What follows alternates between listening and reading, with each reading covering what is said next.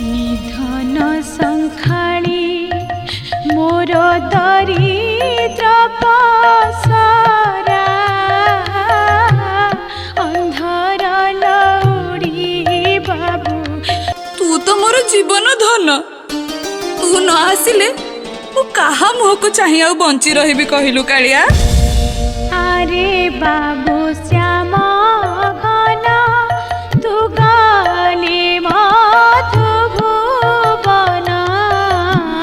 द्वापर रे यशोदा मां को कथा पढ़ी सेनापति, किंतु आज माणिक को देखी अनुभव करुछि पुओ पाई मार व्याकुलता। हे पथे जाइछि परा मुरली धरा मरुद पासरा पड़िछि चरण रेखा होइछि अंका ध्वज वज्र मीन अंकुश भरा।